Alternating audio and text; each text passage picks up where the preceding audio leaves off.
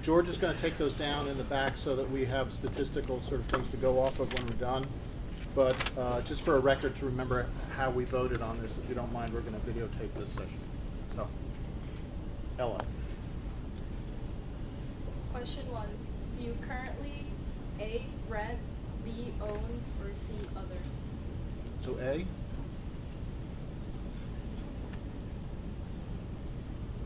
Got it?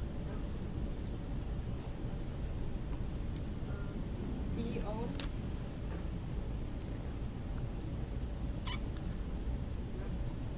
C, other.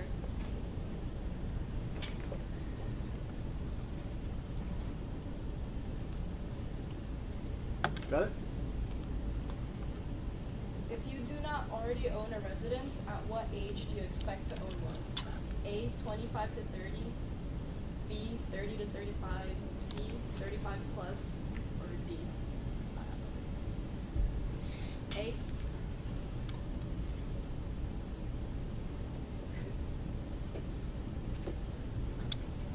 B, 30 to 35.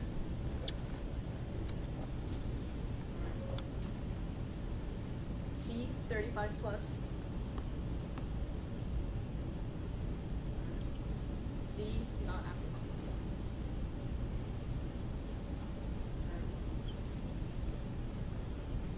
What is the maximum monthly rent you are willing to pay if living alone? A, $600 or less, B, $800, C, $1,000, D, $1,200, or E, $1,400 or more? A, 600 or less.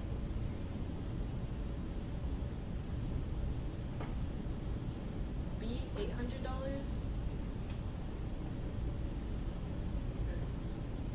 C, $1,000. D, $1,200.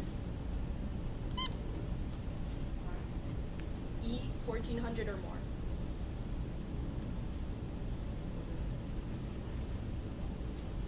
Five years from now, where would you prefer to live? A, the suburbs, or B, the city? A.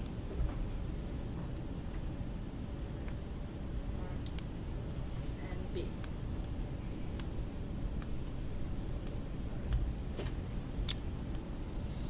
How important is it to you to live in the same city you work in? A, ambivalent, B, not important, C, moderately important, D, important, or E, very important? A. B. C. D. E.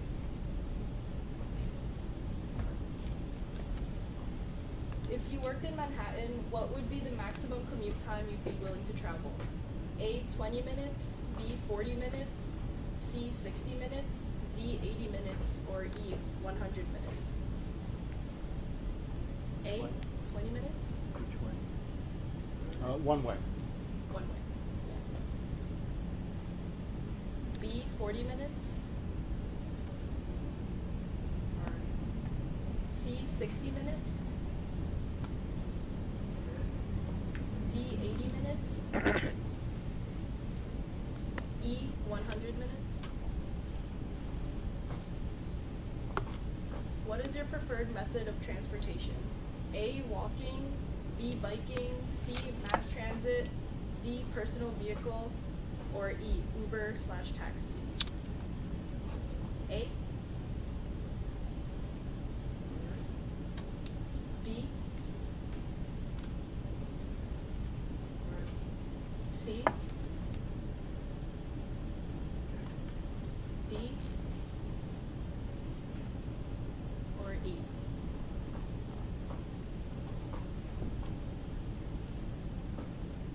When looking for a place to live, what is most important to you? A, walkability, B, security, C, access to public transportation, D, proximity to work, or E, affordability? A.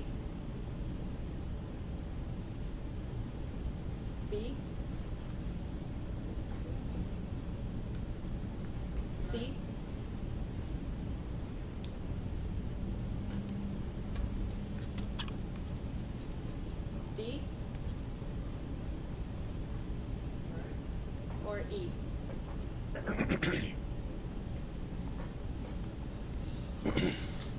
When looking for a place to live, what is the importance of having restaurants at a walkable distance? A, ambivalent, B, not important, C, moderately important, D, important, or E, very important? A, B, C, D, or E?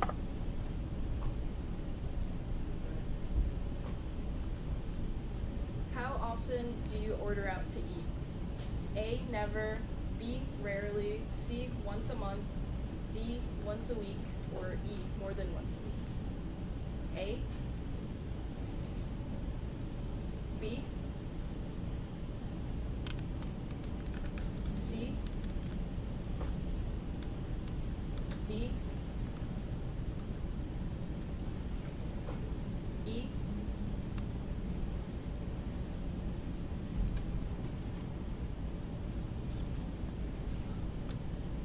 and we're just reintroducing the amenities catalog for the next few questions.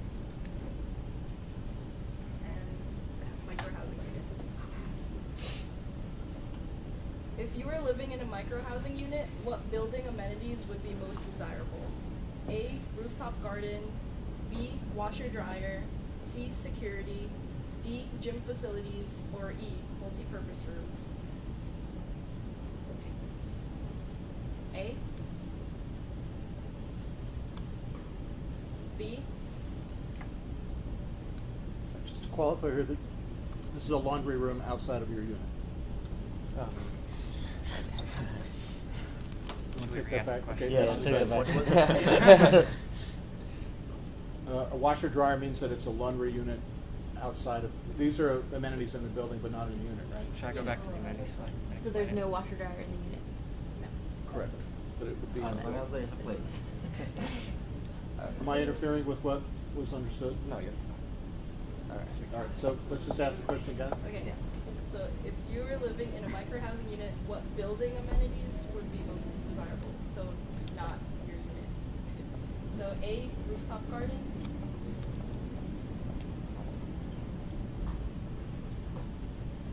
B, washer dryer.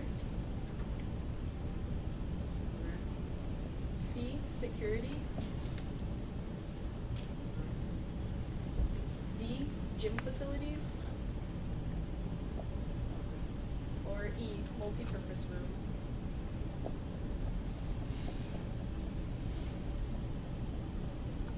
What is a building amenity that you would want but not pay extra for? A, shuttle to nearby destinations. B, daycare. C, multi-purpose game room. D, convenience store. E, tennis or basketball courts. So A,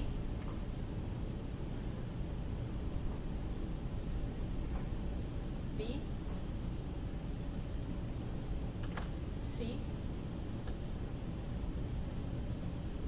D,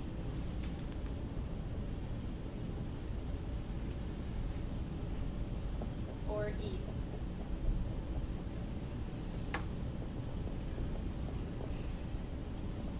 Of the neighborhood amenities, which is most important to you? A, daycare. B, transit. C, supermarket. D, nightlife, bars and restaurants. Or D, parks and recreation? A, B, C,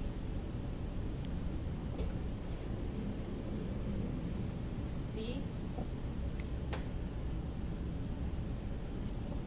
E.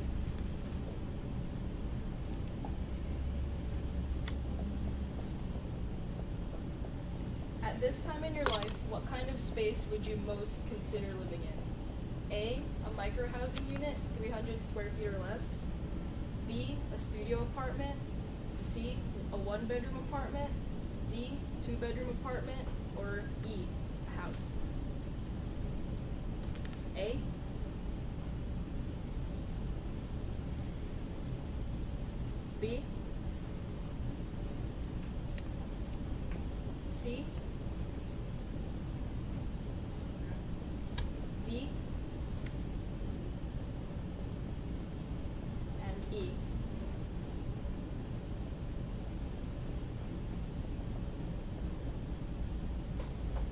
What neighborhood amenities would make living in a micro unit more appealing? A. Bars. B. Restaurants. C. Parks. D. Art galleries. Or E. Public transportation. A. B. C.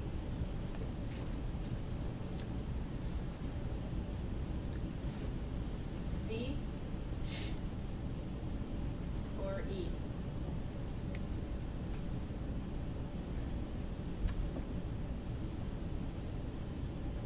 Okay, well, that's it for the presentation and the questions. So George is going to turn this into a just the questions with the graph right next to it. I think we've seen who raised their hands. At this time, or maybe we'll let George finish doing that. If there's a question that's related to the subject matter, and Richard, this is maybe specifically for you, that we didn't wind up asking, that we might ask of the group, we can do that as well and add that to our data, and that's a question that we might also ask next week when we have the other half of the group. But while he's doing that, we have a little bit of, again, if you want to get up and grab a cup of coffee or something, or if you have anything in the presentation that you had questions about?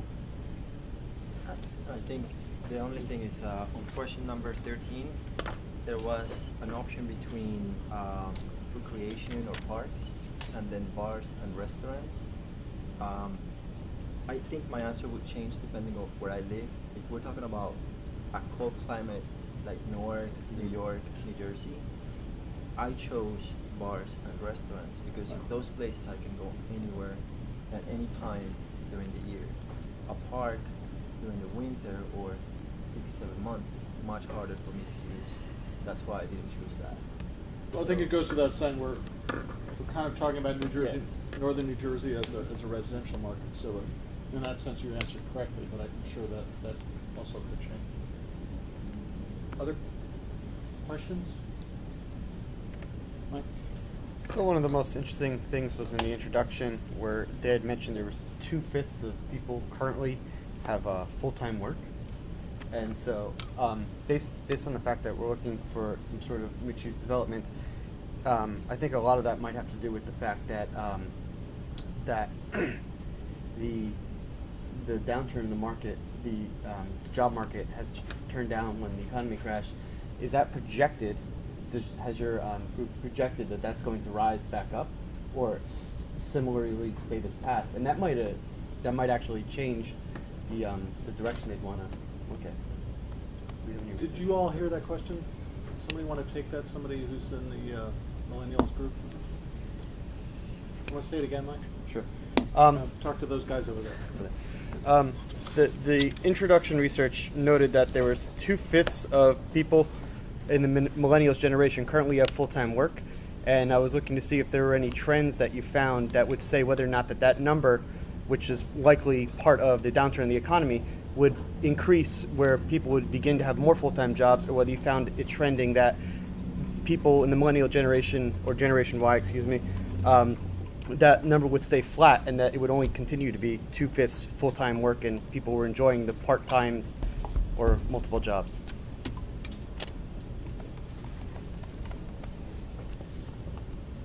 Anybody here from the millennial research? Again, only half the other half is going to be here next week, so we may not have the person who did that research. All right. Well, let me take it. So, Richard? I was just going to say, I think the answer to your question lies in the fact that the tail end of the millennials is 2005, and at the time that you measure it, they're 10 years old. Right. And so, I think that what you'd really want to look at is the leading edge millennials and the age group after school, and now with the oldest millennial being 32 years old. That group, and I think the number is going to be significantly higher than 40%. Right. And I think that therein lies one of the problems with that statistic. It's Right. so influenced by the 2005 millennials that 40% almost borders on a meaningless number. Yeah, I would agree. Yeah. I think a more current number, and this does exist, but looking at people between the ages of 20 and 32 in terms of employment. I'm shooting from the hip here, but it's below 10%. But I think the qualifying number in there is that the employment, the actual salary numbers, are surprisingly low compared to the same cohort 10 years ago, 20 years ago. Agreed. So that again, the income levels have not increased, but the employment levels have increased. Bureau of Labor Statistics is projecting, in some cases, major labor shortages as boomers retire and as millennials enter the labor market. I mean, one of the things that's happened in the recession is that, let's say just in the design professions, 30% of employees in design offices nationwide lost their jobs. And those jobs have not been replaced. And most of those people that left those positions have not come back into those professions. As the boomers retire, that shortage has become greater and greater, increasing the demand on people coming up into it. So, again, Bureau of Labor Statistics and the American Institute of Architects is projecting a labor shortage in 2020. So students entering my school now are actually going to come out into a very, very good market, where some of you who are just coming out into the market didn't share that benefit just because of the luck of the draw of demography. But that's a statistic that we probably want to be a little bit more effective and accurate. The reason I bring it up is because based on that and exactly what you're saying about the income level, that's going to have a direct correlation to how much somebody's willing to pay for a micro unit, based on whether or not they're getting full-time work and they can feel that they're salaried and that's a secure work environment that they're going to live and grow with, versus the number of people who are working part-time and may not have enough to put towards the unit. So that's a direct how much is really going to be put towards it, in my opinion. Can I add something to what you were bringing up? Another noteworthy thing that we found is the increase in four-year schooling that these millennials are going to, and with that runs an increased number in student loan debt, which adds to partially why the generation there's an increase in renters is because they can't qualify for a mortgage and have less of a desire to purchase a house, but also affects with their part-time work, intern work, or full-time jobs. There is a requirement to pay back their student loans, which factors into how much money they can afford to spend on rent. Agreed. One more thing. So we're talking about millennials now, and I assume that once the millennials will grow, once they reach that 35, 36 age, and they'll still want to live in city, but by that time they'll have kids and a family, and they'll not want to move to the suburbs. They'll still be millennials, still trying to be around the city and try to enjoy those amenities. At that time, will the requirements change? The requirements about daycares or requirements of having even schools, will that change, or how that is factored into this? Well, that's a very interesting question. One of the assigned readings for this course was a study that was done by the Urban Land Institute in conjunction with Columbia Business School, which projected that, exactly as you said, once that second kid comes along, this urban tendency is going to shift back to a suburban tendency. There's some other qualifying aspects to that the millennial generation is reproducing at sort of shockingly low rates. If you may have seen in the New York Times yesterday on the cover, Denmark is vociferously encouraging its young people to reproduce. And there's the executive director of Pew Research Trust, Paul Taylor, who has driven a lot of this research for the last 10 years, is now retired, but he's written a book called The Next America. And the end of that book argues that the economic stagnation that's happening in Japan right now is simply because there's the replacement population, the people growing up who will pay for the benefits of the people retiring, is shockingly out of balance. It's almost 1-to-1. And it really needs to be north of 2-to-1 to be effective. So again, given economic uncertainty, the notion that millennials will reproduce at the same rate that previous generations is really now a wide open question, and one that I think governments are actually taking becoming seriously concerned about. So that's a big open question that I think as a developer, predicting the market for unit and unit types is a difficult one to predict at this time. So we've got George's input here. What I'd like to do is just go through the questions again. We'll see what the responses were, see if those prompt some discussions, because those are related to specific topics that we talked about in the class. We have about an hour, so I think that we'll spend maybe a half hour doing that, and then we can open it up. So what I want to just ask all of you is to please, you want to just tell us if you can see the placards and the names? So Raphael, you need to turn it again, and turn it so that you're not blocking Jackie's. Everybody pull back. And if maybe we could, Raphael, if you could just maybe lean back a little bit, just so that when they're videotaping, they can get a clear shot of who's speaking. That's, again, it's not because we, think you're all pretty and we want to put you up on billboards, but we just want to make sure we know who said what. So can you see everybody's placard? Yeah, the last one can move towards the center a little. Yeah. And the second to last one as well. Sean. I think we're good. Okay, Matt, you want to take it? Yep. So, predominantly, the majority of you said that you rent, which isn't much of a surprise. Right. Again, this correlates with everything that we've understood, and I think what the development community is responding to, that there is a very strong rental market and a preference for it. Based on this here, I think it would be interesting to actually also ask family size based on this here, because the rental markets only allows for certain family size and what your living conditions are. That's a really great question. So how many of you have children?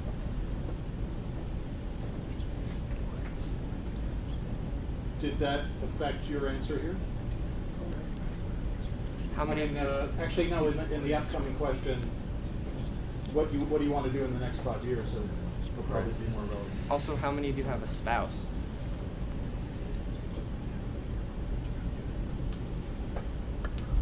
First, You know what, George? Do you want to just start kind of like these additional questions? Do you want to maybe just set up just do a quick count? So we have this, because then we can correlate it back. We have it on video, we can correlate it back to some of the data that we have. Also would be how many Are planning to have children within the next Just Yeah. kind of just write it down, That's- just note that's- it in some way. It's definitely a decision and factor right also there. how many have student loans at the moment. Oh yeah. Okay. So how did Yeah. you Is Anyone there anybody who not? doesn't? Tell me what you did. Who doesn't have a student loan? I have to see. It's like, Hey. Congratulations. So 8 out of 10 have student loans. And with the family factors, like I know, influence my decision is who's planning to have children within, 5 years or so, and that affects what you're getting now, so that you can plan for your future. That affected a lot of my answers. So. if I could ask one question, for those 3 people who answered, do you own a single family or semi-attached home, or is it do you own a condo? Or are you living with parents that own? Well, that's the other. Yeah. I put other. I live with my parents, so I don't own or rent because my parents own it. I live with my parents, but I also now own a house in Massachusetts. So, and that's where I'm probably, if business in the city doesn't really pan out as I expect it to, I'm probably going to move up there. So it's a good fallback for me, and But it's a detached house or it's a standalone house. Okay. I own a condominium in Sideville. Okay. And I also own a single-family detached house in anticipation of a family, so I can start working on that house and not move around. It goes back to the idea of what people are looking for in living, because you can still have urban living, but own a condo rather than rent, and that's just a Yeah. financial decision rather than a location decision. I think the question, you mentioned the question if do you want to have kids in the next 5 years is part of that question. Probably should take into consideration. I know I'm not planning again ever, so that's Yeah, a that's a decision. big. Yeah, that's a it- big factor. Question, That is so- really a big factor. Yeah, I was gonna say. So I think also this is these answers are projecting like just a very static kind of one way or the other scenario. I know, so I personally, like my husband and I used to own a house that we renovated and flipped and sold. So we currently don't own a house and we're renting, but we're kind of just like in between. So, and we're honestly like we're planning on continuing to rent because we want to live where we want to live, but we also want to have investments. So we'll also be owning, but it's like, it's a lot more complicated than just one or the other or at a certain point of time. So, yeah. And Jackie, so you want to live where you live? Where do you live? Bloomfield. Bloomfield. Yeah. Okay, we're good on this? Yep. All right, next. So a similar question. I gotta say that I was disappointed to not see none, like don't want to own. I think that's not applicable. Yeah, no. I mean, I currently own, but I'm hoping to sell soon and never own a house again. It's a horrible experience, but I think it's also one of the valid questions. If none was an answer here, how many of you would raise your hands? So you don't want to own. So, April, you want to? Yeah, it's a little more complicated because for myself, religious purposes, dealing with interest is something that we can't do. However, that doesn't mean I don't want to own my own place. So I don't, unless I start big or something, or when I can design my own house or buy a house, flat out, then I would not be owning it. Okay. That's my answer. Kid? Yeah. Are you hearing the audio on this? I am. There's a lot of noise from the air conditioning, but I think I can deal with it, because it's an archive. You just want to be able to hear it, and I hear it. Okay. Everybody can always speak up, but... All right, if everybody can speak up. I mean, I do hear them. It's good. So, Chanda? I just wanted to add, my reason for not owning is I just want to be more flexible with where I can work. If I find something more attractive, I can go to that location so that I want to be close to where I work. That's my decision for not owning anything anytime soon. I'm right in line with that category. Yep. Yeah. The flexibility that it provides, not Yeah. actually owning and being stuck in one location. Yeah, and I'd like to add that I think even if back to the having a kid and getting married, etc., I would plan to own a house regardless if I had a spouse or not. Like, I would just want to own that property.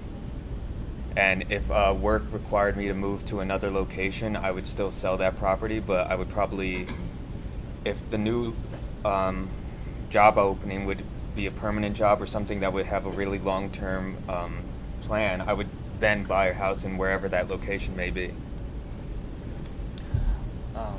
For me, I answered B, 30 to 35, but more thinking of me as a owning a secondary home elsewhere, but where I would live primarily or work, probably rent. Why? Generally because the other home might be in a different country, and then it could also become as part of a rental income for me to earn extra money. So let's stay on this for a second. But so let's take the owning off the table. Why would you stay renting, even For that, it would be the flexibility aspect of it, and generally, renting in sort of urban areas is cheaper than buying a place as well. So let me throw out a sort of impromptu question here. If we can just take this one down, let me try to phrase it. Even if you have children in the future, would you still want to rent? Yes or no? Or even if you had children in the future, would you still want to rent?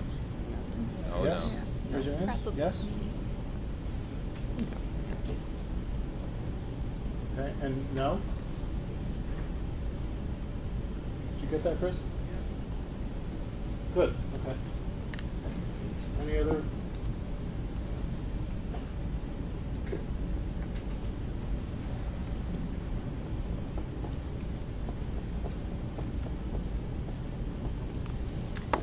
So,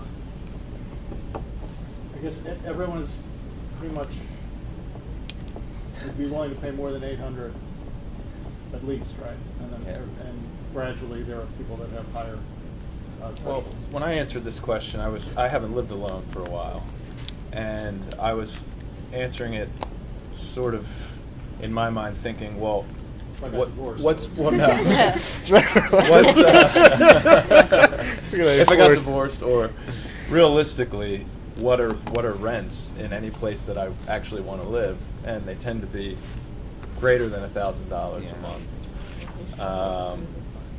So it wasn't necessarily what I'm willing to pay or what I think I would have to pay. Yeah, So it's how I exactly, answered yeah. it. And I answered $1,000 a month, but I was sort of thinking in my mind, well, really, it'd probably be $1,200 a month. But realistically, what could I afford? Probably be closer to $1,000 a month. Do you want to ask a question about Riverfront? How many people would live in there given the rents that are shown?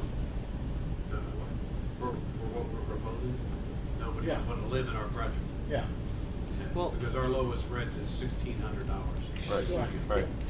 Well, I think that this question, he did bring up something. The majority of you have a spouse, so I think the question should be, at your current scenario in life right now, what would you be willing to pay? Because having that double income helps a lot. Absolutely. Okay, so 1,600 is the minimum. Given your situation right now, and given what you know about through the presentation about the amenities and the quality of the project, you want us to ask this? Sure. How many of you would consider living in the Riverfront Center at those rents? Yes. At 1,600? 1,600 is the lowest for a 1,600 studio. 1,600 for a studio. What was the one bedroom? And That's the average. It's not the 20 highest. 2,100 for a two-bedroom? Oh, what's the highest? The highest is for a two-bedroom. It's $2,200. Okay. Yeah. How many of you would consider $2,200 living in I a would do two-bedroom? that. What Anyone? was that? 2,200 $2,200 per month for for a Two-bedroom. two-bedroom apartment in the riverfront, views of Manhattan, amenities. Raise your hands. Sorry, I'm not listening. You're not raising. So everyone. No one would. No, I was one of the ones that answered that I would pay more than 1,400 for, per month, Okay. but I would not be willing to pay that here. Exactly. Now, if you said to me, the 1,400 or more a month, say in the city, in New York, meaning, yes, I would very willingly pay that. And I've grown up in this area my whole life, and everything, even the architecture here in Newark, is almost geared to people coming in and not ever setting foot in Newark. Elevated walkways. During the presentation, it was mentioned that the residences were going to be 2 stories off the ground, Yeah. right? So it's almost implying the city is not fixable. This area is not, but we'll bring you in. No, I want to address that one. So, okay. The reason why it's 2 stories off the ground is because this level of this building is at 34 feet, and the elevation of the land is at 10 feet. There's a flood issue that we have to deal with post Sandy, where the lowest level that we can put occupied people in occupied units is 13 feet. We have to park somewhere. Elements of the buildings will go down to grade, but that's where we have to tuck the parking. I agree with your first premise that anything built post riots and up until about now has avoided the pedestrian realm. We've tried to make a very conscious effort to make sure that, because if the city, the previous administration had their way, the front of this project would be a road, not a park. What I'm struck by in terms of all the comments is how many people value parks and access to recreation.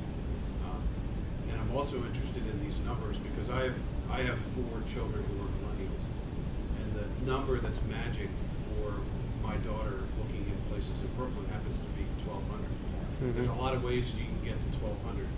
You could get a 2-bedroom unit. Let's just say 2-bedroom unit out here. You divide the 2,200 by 2. That's $1,100 per person. A lot of the decisions are not made by how much is the monthly rent per unit. It's what does an occupant in that unit have to pay. She just moved from Crown Heights to Greenpoint into a 3-bedroom and pays under $1,200 a month herself for a 3-bedroom. So what's interesting to see is that that price point is not static. It depends upon the neighborhood, the type of unit, and what I think everybody is saying is there's a sweet spot where you're willing to consider those units. And it's interesting that someone from Newark is the most concerned about what type of units are going to be built in Newark, given what's happened over the past 25 to 30 years. Yeah, I had a fellow grad school friend who actually lived. I don't know the name of the building. It's that like gilded building right here on Raymond. 1180. 1180. Okay, he lived there, right? I would love to live in that apartment building, right? If it were a bubble, because that building provides transportation to Penn Station. They'll take him anywhere around here, but there's a cutoff point in the day. Like literally, there are armed guards. You can't. In other words, you would have to stay within the building if you wanted to do anything. When I would go to visit, we were locked into that unit. He said we could go downstairs and hang out downstairs like in the building. He said if you want to get food, we'll order food in, so that you don't have, because once we stepped out, it was terrible. So that's the only reason that Newark would be. That's the reason that 1,400, not in Newark, but I am willing to pay 1,400 if this changed, if this condition changed. Just for our Safety. records, you're describing a period of recently or 5 years ago? A few months ago. A few months ago. It's a recent. It's Tarek. Okay. Tarek used to live in Right. that building. Okay. Yeah. I think this place can change if you. Me you know. too. So I don't. I'm not gonna put that in the equation of what I'm gonna say. I had a partner about a couple of months ago, and if I had to come here and pay $1,600, I couldn't afford it. But if I have a partner that I can pay the 2,200, is it, for the 2-room? Yeah. For 2 bedroom. How much is the 1 room? 1900. 1,900. So that's more affordable per person.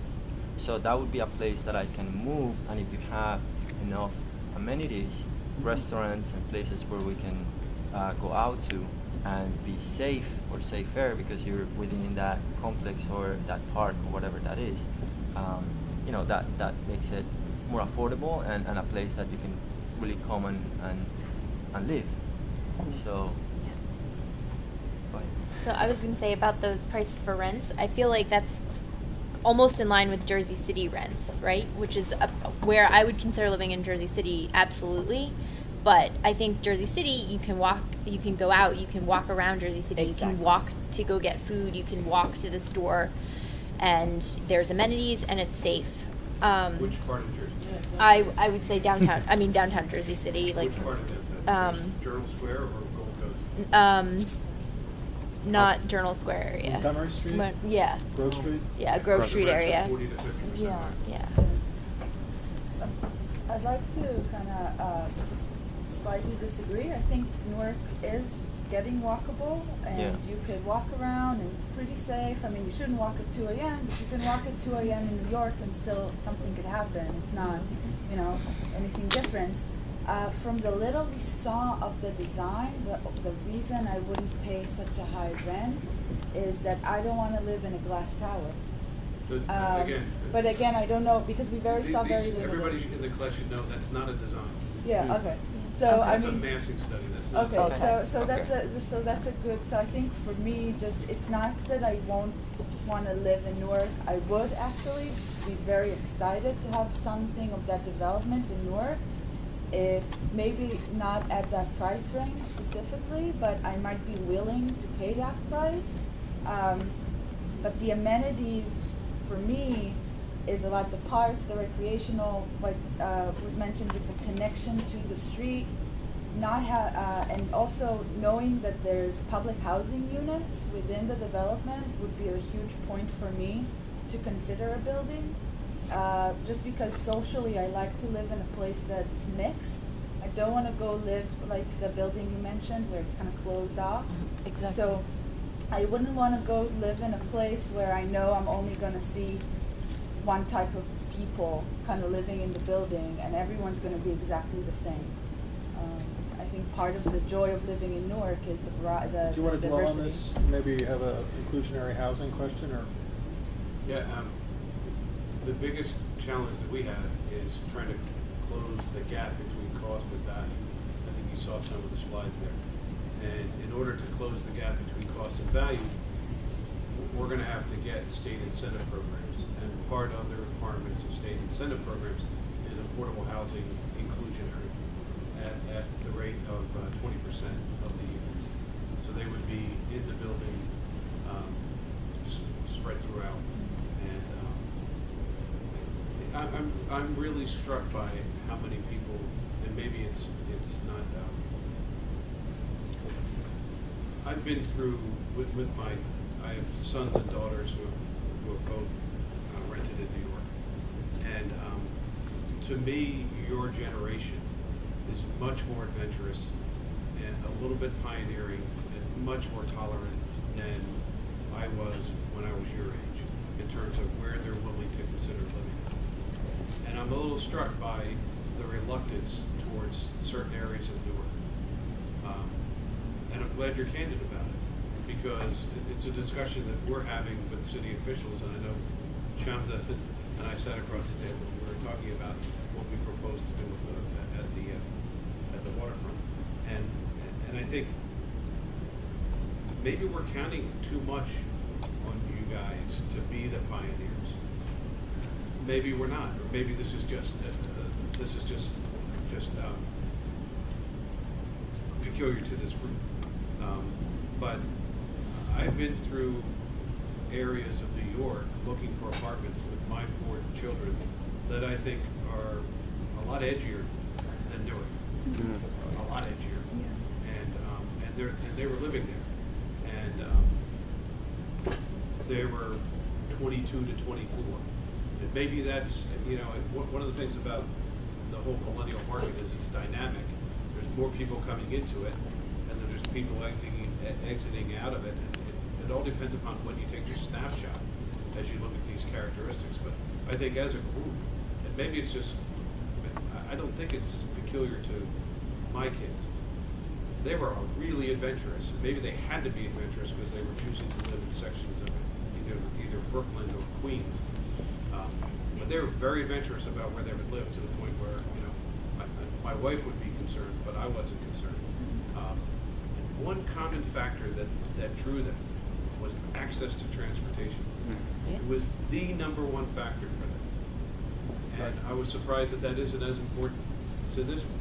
I'll just explain why Penn Station Newark and the transportation that comes in there isn't as good as some of the transit that's available in New York. Although there is New Jersey Transit and PATH and the buses, the transfer between New Jersey to New York here is not as reliable, is not as efficient. So unless you can somehow maybe work with the agencies of transportation to improve the actual public transit, that might affect. I would really like to hone in on that, because I disagree with you, and I'd like to know, and I think you have the same opinion. What is it that makes it less efficient? There's 3 forms of transportation. Yes, Harrison only has PATH. That have stop. They have traffic issues constantly, where trains just stops running for hours. New Jersey Transit is almost always late. If you want to take New Jersey Transit in the morning to Manhattan, you're probably going to experience several delays several times a week when you're coming into work late because the train stopped for 45 minutes. Never experienced that.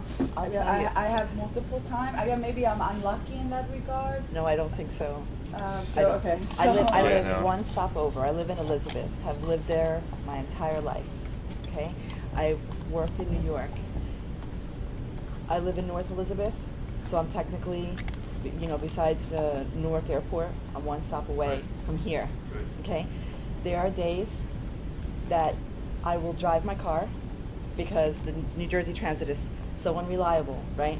That actually the time spent traveling to work becomes in itself a commodity that I'm willing, if I felt safer here, right, that I would be willing to pay the price greater than $1,400 per month, and I live alone and I plan on living alone. I do not ever plan on, co-sharing an apartment. I would pay it because it's a commodity so great that in itself it becomes an exchange. Instead of sitting in Where a do train, you drive to?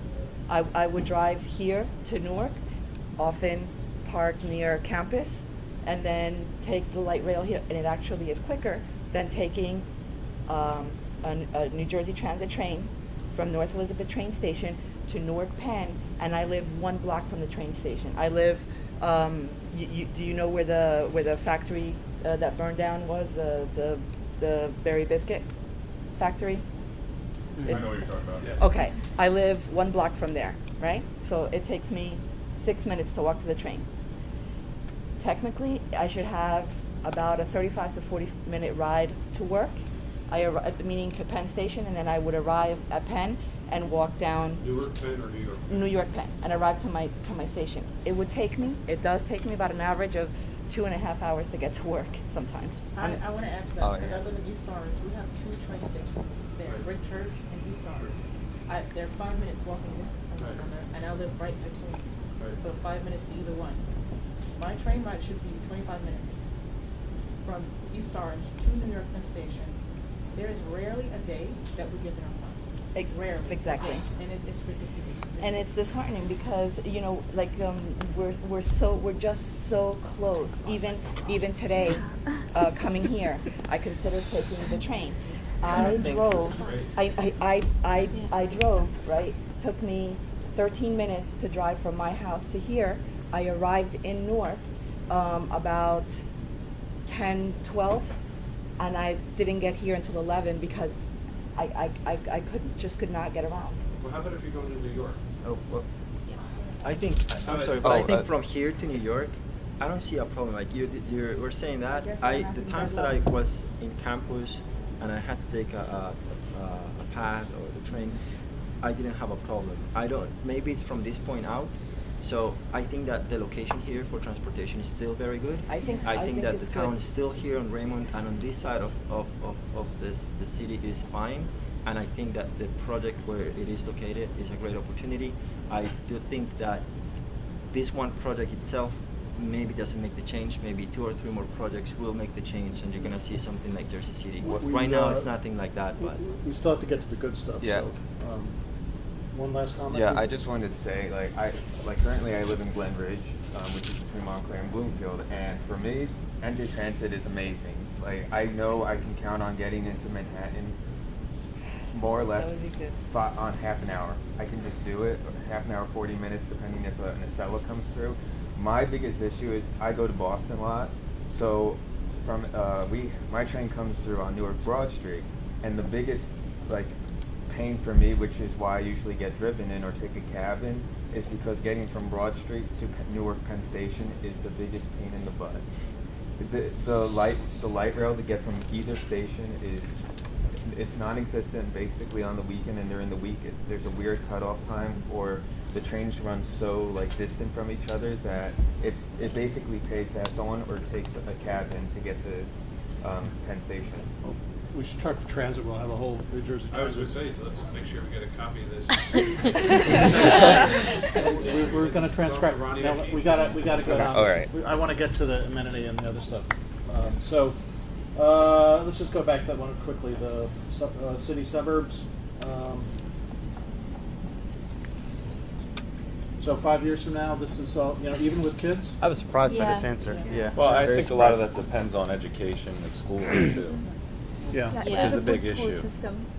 The assumption was a good school system. Which is a whole nother But I mean- whole other can of worms. I think we're going to go with this number. This is not inconsistent with some of the findings, although the Columbia ULI finding projects us out much further into millennials in their 40s. There's going to be a reversion back to the suburbs. But I think this is consistent, so let's move on. Can Can I ask something real quick about this question? We gotta move, Joe. We don't have a lot of time.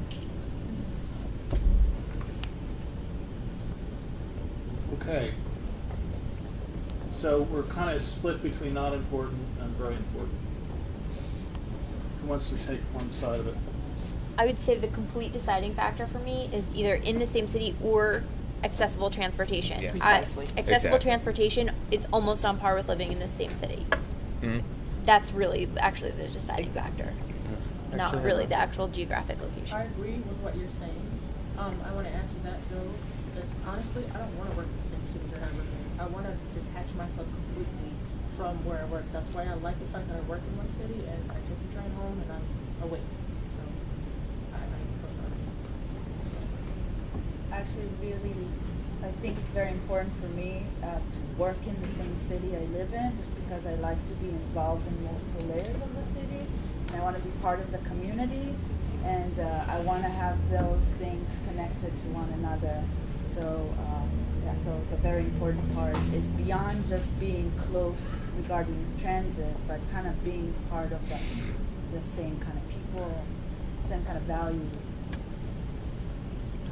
Just to add to Este's point, it also helps in sort of the line of work I want to do to be in the same city, so that you could do better work as well. And also the idea of having public transportation, as Jacqueline has said, is key as well. And I answer for biking, the best, most favorite way to sort of bike to work. So that's why I also picked live within the same city.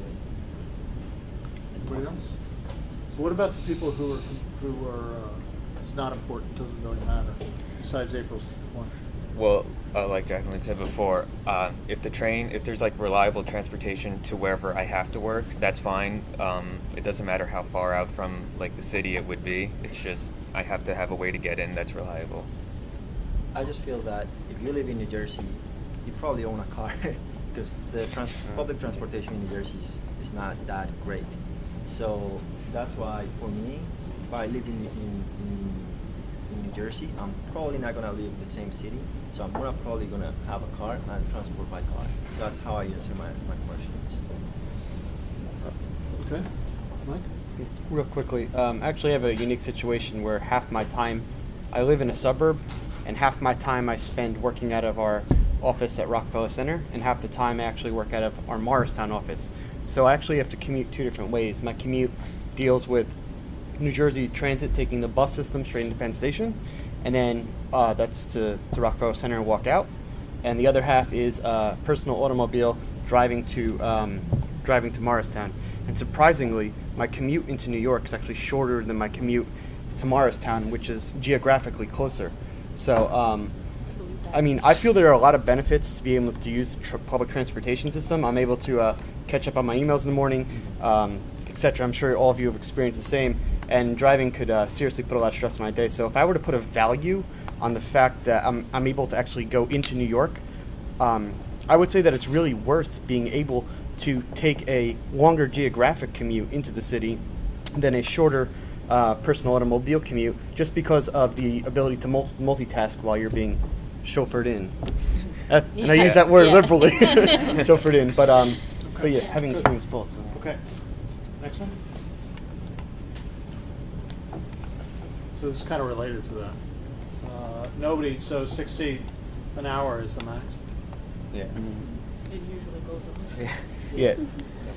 Because you plan on an hour. Yeah. It's okay. and then it makes Everything sense. worked perfectly. I'd be willing to sit and transfer things for 60 minutes, but it never. I mean, the amount of time it actually takes 60 minutes is kind of rare. So that kind of give it leeway for even maybe you're lucky enough and it's a little bit less, probably a little bit more.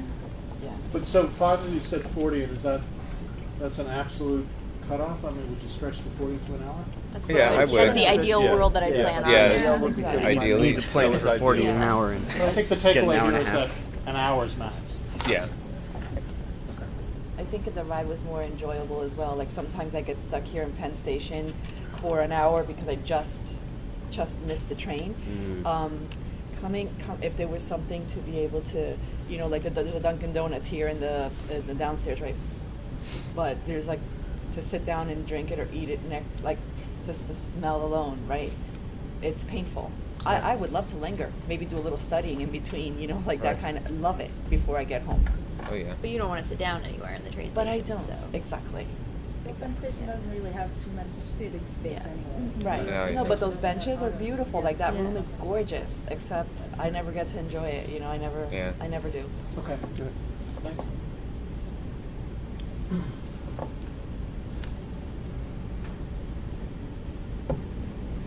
So, I mean, almost 80% of you prefer some form of transit other than the personal automobile. So, I mean the statistics are striking that I think 25% fewer millennials are getting their licenses, and it's shocking enough that both the Japanese and Detroit are seriously trying to build things into the car. I mean, you've seen the car commercials where video games are interspersed with driving, and that's directed at trying to lure millennials back into cars. So, any comments on that? Well, I'd like to say that it's the exact reason why what happened to me is I like the transit a lot. I like taking the train in, and the only reason why I got my driver's license is one, it's good to be able to drive, and also a driver's license is just the easiest form of ID. You can take it anywhere, and no question would be asked about it. April? I prefer the walking and biking because sometimes that may be the only mode of exercise I can get. You know, your schedule is just so crazy. Yeah. So I like the fact that I actually, when I was going to school, I lived here in New York, but I would bike to school every day. And walking, you get a lot of that in New York. So I love, having mass transit is important. Having a vehicle is also important for your family use or whatever. But I prefer the walking and biking. So I'm sorry. So to add to that, if Newark would be more accessible, biking and walking, I think that would be something that would bring more people here. I would say also the sort of the downturn on personal vehicles is because our generation in general is the more connected that out of the generations, sort of with media and sort of emails and everything. So, like in some previous comments, we liked in public transportation we can continue doing that while you're driving. You have to focus on driving, and you don't want to just sit there driving. Theoretically, but just sitting driving 30 minutes is really technically a waste of time. It's dead time. Yeah. And it's very isolating. And I love driving, but Yeah. for fun, not for driving and commuting. Yeah. In New Jersey specifically, safety in a car is for me a big issue. Like the roads are horrible and people drive Crazy. like they don't really learn how to drive. I guess it's not a Wait a safe, second. not a safe practice. Not as bad as Boston. But there's also I think economics into it. A car is, I mean, right now the gas isn't that bad, but I mean the car is expensive. You have to pay for a car, you have to pay for insurance, gas. I mean, a ticket on a public transit is just that much easier. And again, I could sit and do some of my work on the way instead of spending an hour and a half getting to work. Yeah. Just to add to that point, cost was a good use factor for me because I live in Kearney, and to come here, there are 3 different bus lines that I can take. If I'm coming by bus, it's just $3 for me to come for both direction, and if I drive, I need to pay about around $8 or $10 just to park, including gas price as well. So that's why mass transit was a really good option for me.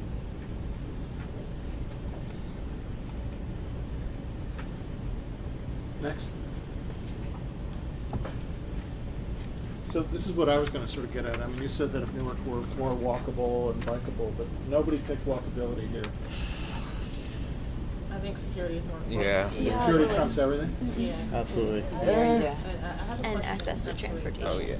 I know that this is an amazing endeavor that's being undertaken, but my question is, what is being done alongside, putting housing into Newark that's going to bring people here? Security is a big issue. Honestly, it's not for me. I've never had a problem here in Newark, but I know some people have an issue with that, and I think it's partly just reputation. I think it's also experience and the different kinds of people that are coming in. So what else is being done, or is there anything else that's being done alongside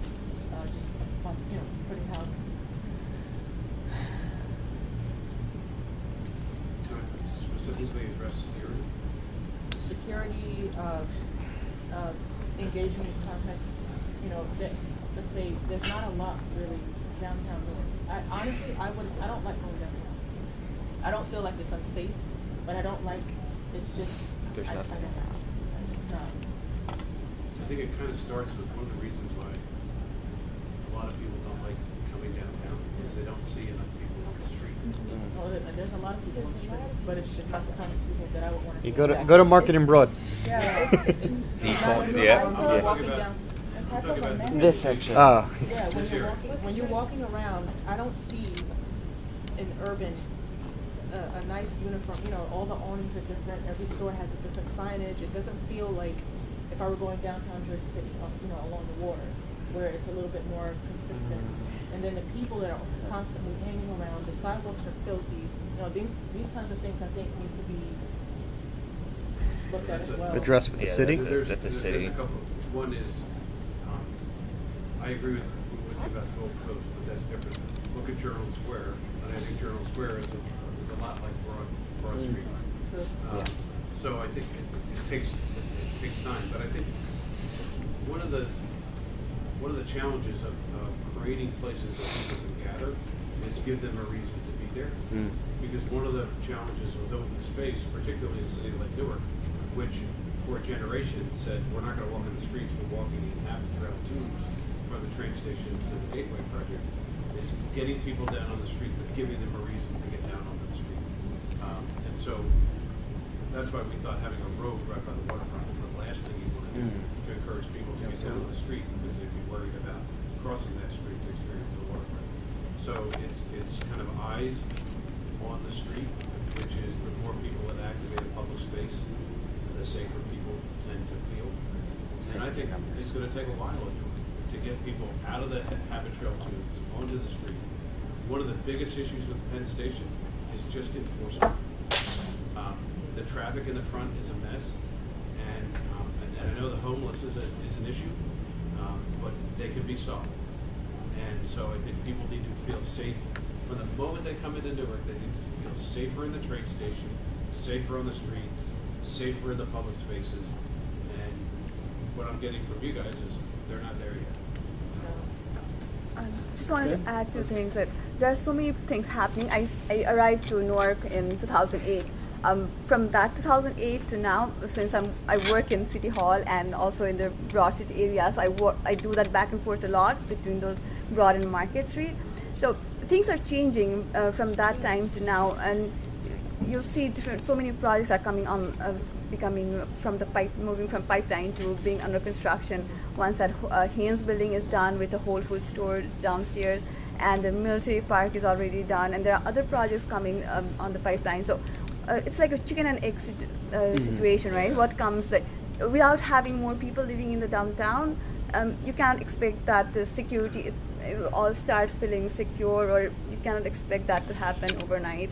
So I think it will happen over the time. Once all those projects, whatever is in pipeline, starts really happening, and once people start living there. Right now, the apartments, the lofts around, right at the intersection of Mulberry Street and Market Street, Rock Plaza loft, there were 200 people on the waiting list. There were nice, very nice, clean apartments above the Dinosaur Barbecue. So that perception is changing over the time. So yeah, I think that New York has attempted before to rejuvenate, regenerate, whatever you want to call it, and limited success. So I just hope that there would be something different that's done this time, so that it can be. I see it. I see, when I was in school up till now, I see the change, big change, and I'm happy. There's a lot of things going on. I just think that, honestly, I feel that the people who are living here now need to be a part of this. Some way, somehow, like you were saying, 20%, they need to be a part of it, of the growth. The 20% of low-income housing, being a part of the project, and having more, money coming in that way. You were saying the homeless, mentioning that that's a problem, and it is a problem, but I don't think it's something that should be swept under the rug. I think it's something that should be addressed, and they should be included. Gabe Esty and Brian, and then we have to Yeah. go on to the next I'll one. go quickly. I personally picked public transportation, and that's actually one of the reasons why I would be willing to pay to be in this development that is being thought of. But also the reason I'm sort of iffy about it is not sort of the street life, because I think that we need the people to come in to create that. So it's more that the price line, why people take risks to live in these areas, is because it's generally more affordable. So that's why you get people in, and then that's how it raises up. And the access to the public transportation with more people, I think the improvements will happen because they will have more people to deal with, so they'll have to run more trains, run more accurately. Let's hope. So, hopefully. That's optimistically. So I think the reason why we didn't vote for walkability, because walkability is created by all the other things, Yeah. so there's no reason to vote for it. And second, I didn't vote for security because security is also made by the environment. And you can't just, if you just say security, I'm imagining people like security guards, and I don't want security guard in the entrance to my apartment. I don't want that security is made by artificial means. And I think the main issue is that around Newark Penn Station, it's mostly surface parking lots and highways. I don't want to live next to a McCarter highway, and you can't even cross it, and people just drive it very, very fast. And I think one of the ways to reach that is stop looking at Newark as a huge parking lot for people to park next to Penn Station and go to New York, and start doing those exact developments. And then security and walkability will be byproducts of the development. Right. Yeah. Well, it's such a loaded question, and I think walkability and security and everything is so intertwined. But to kind of speak to what April was bringing up about, well, it's like the idea of amenities, and we have sort of these ambient amenities and these intangible amenities, and the idea of community as an amenity, and where does that come from? And I think that sort of starts with the communities that are already here, and strengthening those communities to, in turn, kind of bring the security, bring people in. And when I look at the quick massing studies of the development scheme, personally, do I think 3 high-rise towers are the best way to spark the move or the influx of people into Newark? I don't.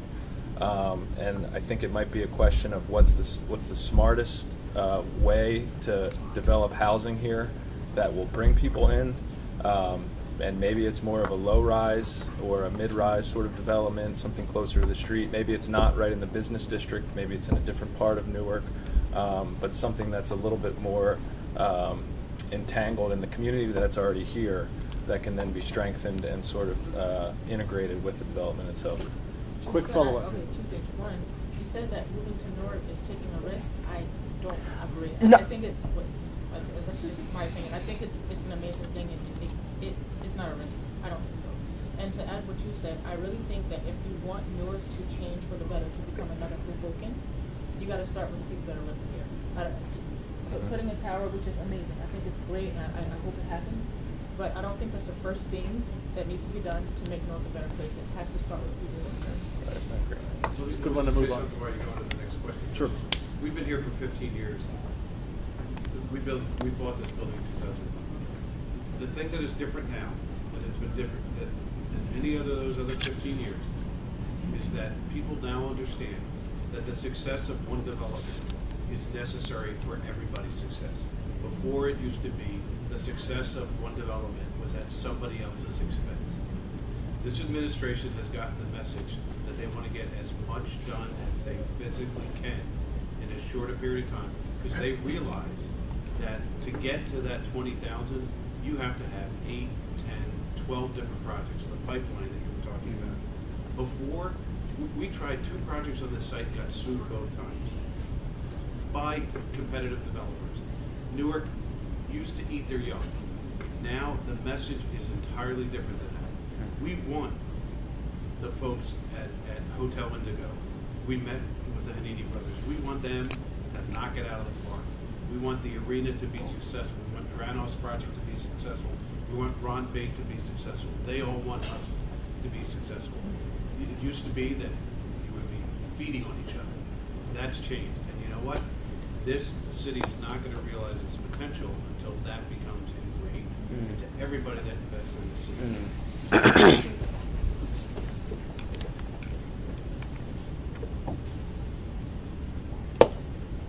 So pretty important. Yeah. Comments on this? I think the idea of it doesn't necessarily have to be walkable. It's whatever's mode of transportation is most prevalent in the community. If it's this, a driving community, then it should be in driving range. But if it were, I was thinking about here in Newark. If I was living in Newark, it would probably be walkable or by the light rail. Yeah. So I sort of equated those in my mind. This actually speaks a lot to the previous topic as well. I think what happens is that there's a lot of great destination places in Newark, like for example down Neck, right, or the campus areas, right? But the connectivity between them, that is or the disconnect in this case, right, is exactly what this question I think for me was asking. It wasn't so much about the distance, because I would be willing to walk from NJIT down to Newark to get a good Portuguese meal, right?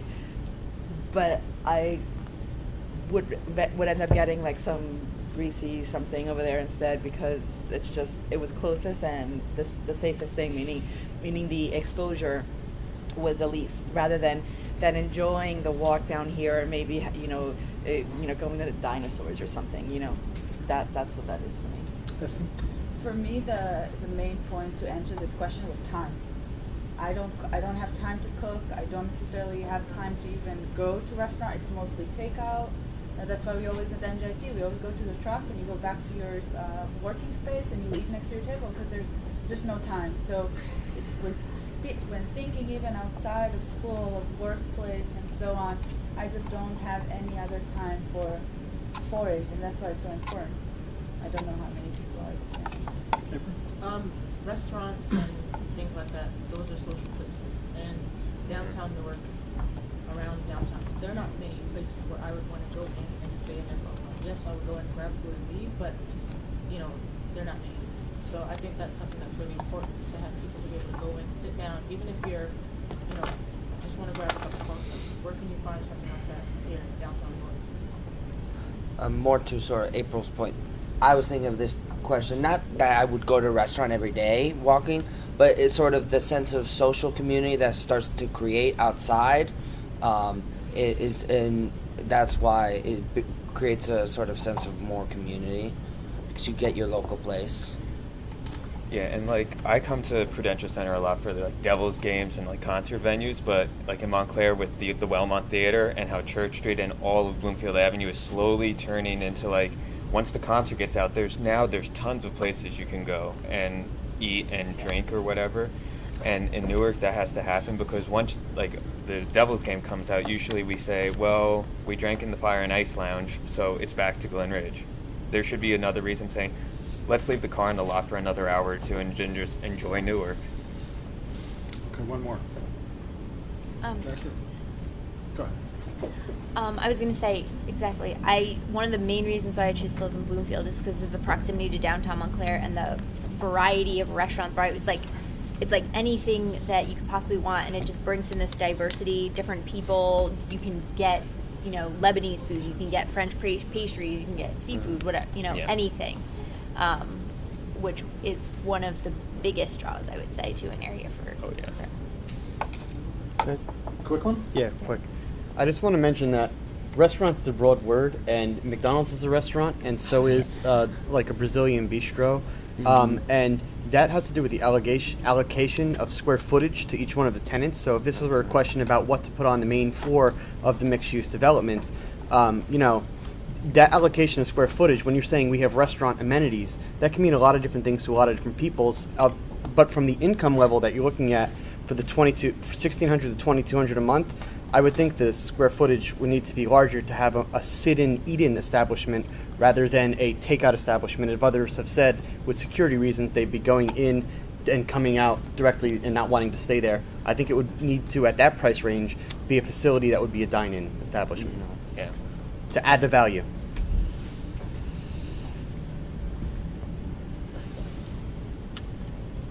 This is pretty straightforward. I mean, I think Yeah. everybody, I think we so. already answered that. So let's go I to the think they're next. all lying.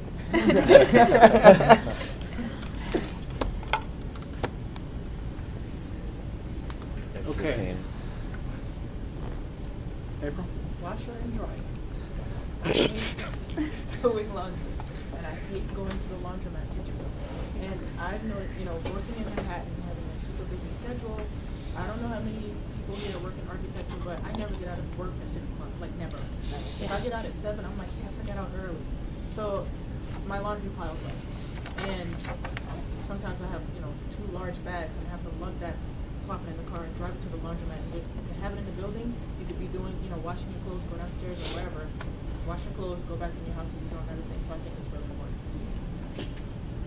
I completely agree with you, April. And it's almost to the point where I wouldn't even consider a building if it didn't have a washer dryer. Yeah. That's kind of a given. It has to have that, or I will not live there.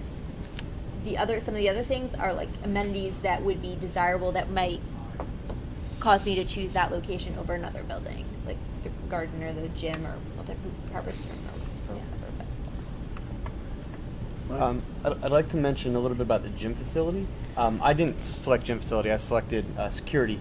But as for the gym facility, a lot of this discussion is centered around the walkability, and you are getting a lot of exercise with the walkable community. However, with the gym facilities, now with the, there's a lot of facilities there. If you want to go to a gym, you're going to find a gym. There's $10 a month gyms out there very easily, and that's a big square footage allocation to really have a large amenity. I mean, you could have multi-purpose rooms, you could have a laundry facility, all in the same square footage as you could as having an amenity for a tower. And so I feel that, the trade-off of other amenities, I'd be able to get possibly multi-purpose rooms and a washer dryer room instead of a gym. That'd be a 2-for-1, so I'd be getting 2 amenities rather than 1 for something I could be paying $10 a month at. I Exactly. think that's a I good don't think trade-off. amenity has to be offered by the building. I think the amenity could be a service that you can Right. purchase. Yeah. So it doesn't necessarily has to be provided by, I think that's the follow-up question, right? Let's go to that question, and then if we have time, we can come back.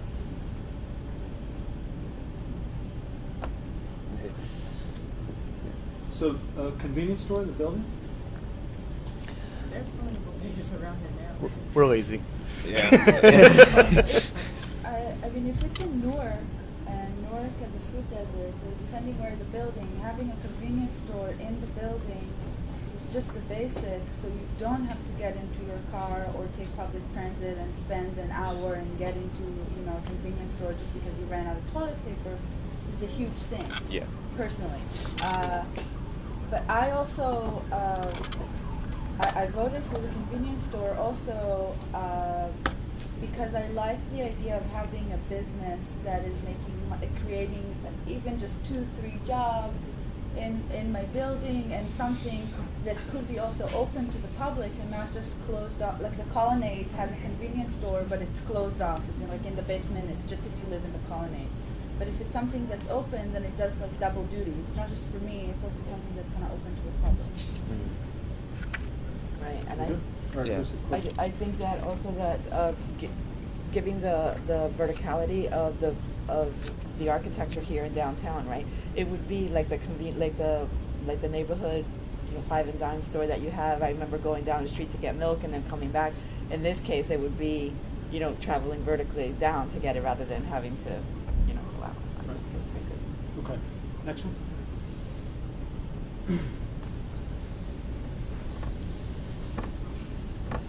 So this is the one that, Richard, you remarked on Parks and Recreation, April? Newark does not have that many supermarkets. There's Pathmark on Bergen. Mhm. There's ShopRite. It's coming. Yeah, It's coming. Where in East Orange. There's the little food mart that's not far from the new one they opened up. So we need a little bit more of that because people are going far, away from home just to buy groceries. Just to expand on that too, I think that if you have a supermarket that's like very close to the building that you can just pop into and out of after work, and you could just like pick up what you need for the day, you would be going in, all the time or whatever. If it's, you have to do a special big trip to the grocery store, then it's like you have to take out this whole chunk of time during your week and find the time to do it. I think that And only if go I- once. and only go once. If I can go frequently whenever I need something, that is a huge amenity that I would value a lot. And if people are going to be, single people or maybe a couple people living in an apartment, nobody's going to go bulk shopping because most of the food's going to go bad because you're really home or you're working or whatever. So have a place where you can go pop in, get the things that you need for that day, maybe that week. I think it's better than. One real quick comment: is Whole Foods close enough, and then is that the right store? I would do Whole Foods, yeah. I wouldn't. Just Price because point's really high. price-wise, Your price- I price. can't afford Whole Foods. I don't know when. Trader Joe's. That's a little Absolutely, cheap. That's a little bit better. It's very yeah. hip. Yeah. But I also Really wanted is. to mention that I didn't really know what to vote. I felt like I didn't want to vote to any of them really. I think there's more options or better options. I don't know what, but something. was What's a missing better for option? me. Like bookstores, just cafes, something maybe a little bit different. I don't really have something specific. Well, the but I'm internet very kills bookstores. Well, no, they have like these coffee/tiny Right. libraries things. But I don't know. I felt I don't have an answer. I'll have to think about it. But I felt like there could be something better. That may fall into the category of the restaurants and things that we're talking Yeah. about. Yeah, for me, I'm so, from living in Brooklyn and Massachusetts, everywhere. I'm so used to just driving to a supermarket that it doesn't really matter if one's within 10 minutes walking distance. Parks, I'm just used to parks because there's Military Park and everything I could just walk to. But I would say the nightlife should be just not just bars and restaurants. It should just be as he said, cafes. There should just be things to do, because even in Montclair, one of the newest things that opened was a restaurant opened up in the train house in Upper Montclair, and people, including myself, just take an extra 2 stops or so just to get off there and eat. But it should just be in Boston South Station. You get off at the trains how you would in Newark, and there's just so many restaurants, and it's not just a Dunkin' Donuts. It's an All Buffet, and there's actual seating available, which is so important to people. We have 2 more questions before we get. One quick note: the Whole Foods that's coming to Haynes Building, that's a non-profit model. It won't be as pricey as the other regular stores. It's a different, their new model. Okay.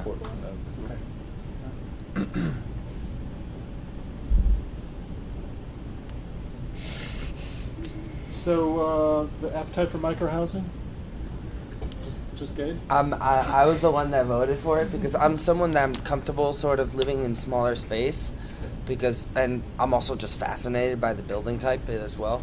But that's also why I picked Parks and Recreation, because if you can live in a smaller space, that means you could also you really only use it for certain things, but then you live within the city. Use the city to be your apartment, basically. And that's why all these amenities come into play and create street life and all that. I think I did not pick microhousing. Maybe if I was single, I would do it. Or, my husband could have the one next to me. I'd be fine with that too. But I think it definitely just depends on your once you're not single. I don't know if you can really do it. I would see microhousing as something that maybe is because there's Rutgers here, there's Essex County College here, there's NJIT and some other places. But these are students who are, not making a lot of money probably. So I would see it as something that, a student, if they didn't want to stay on campus or they couldn't stay on campus, would rent. But then the pricing would be an issue. So Right. Would the microhousing model really work in Newark as opposed to Manhattan or something where it's completely different? It would be price determined, right? Right. So Yeah. that gap would have to be filled Yeah. to make it work. Right? The only thing, just the smallest unit over in Harrison is a 420 square foot studio. They're never not rented. It's the most successful unit there. One more question, then we need to do the last one.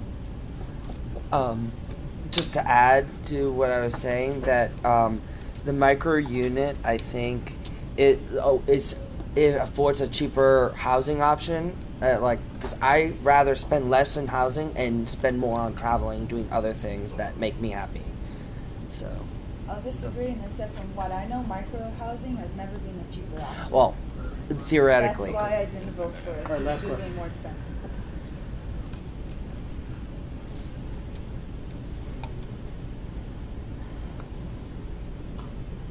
So again, the kind of surprise here is parks. I said parks because to agree with what you were saying, if you're staying in a place this small, you're gonna want to get out, be somewhere open.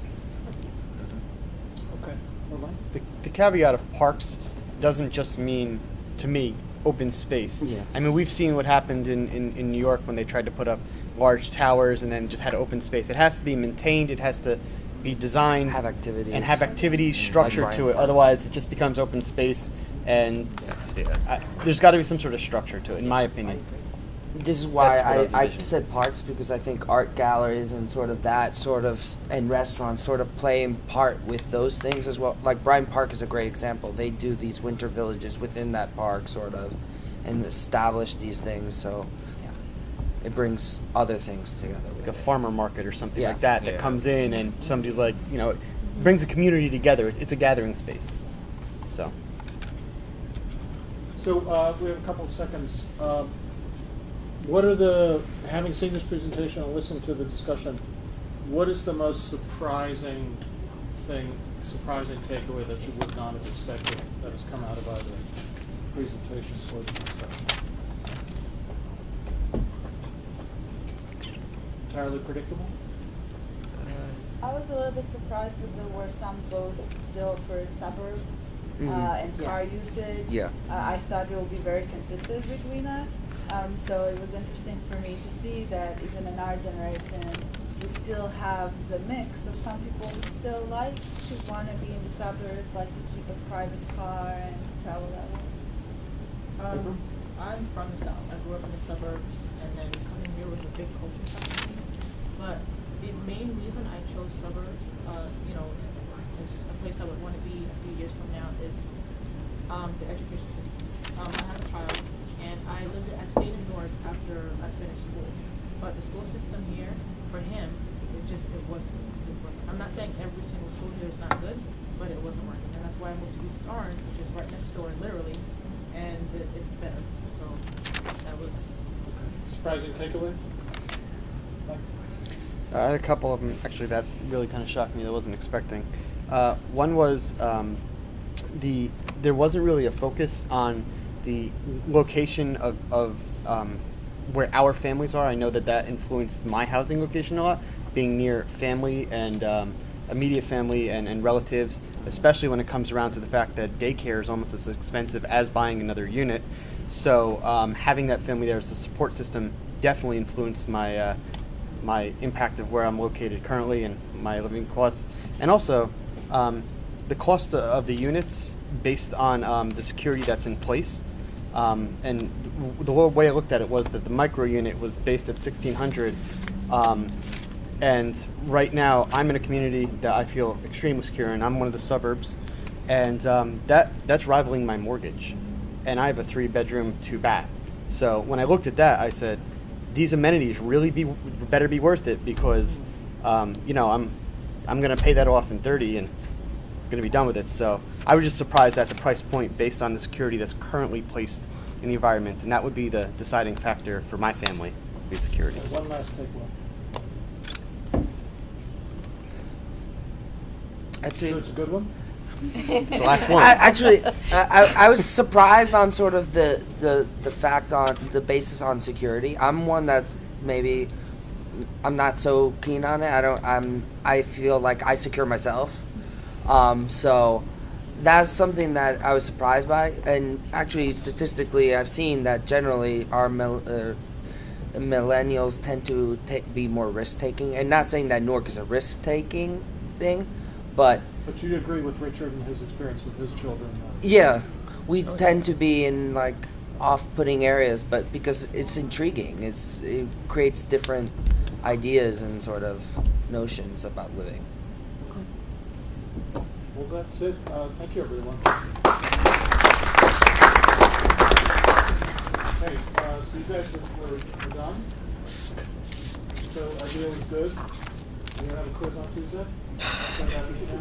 That was my, if they blew this, then we're having a quiz on Tuesday. Makes the distortion to get performance on. Kristen, George, let's make sure that any additional questions that we tally, let's make sure that we have that logged. Let's upload this to either whatever, Google Drive or Dropbox, make sure that we have this. I will see you all on Tuesday. Thank you. You guys, I just want you to sign the waiver. If you don't want your name used in conjunction with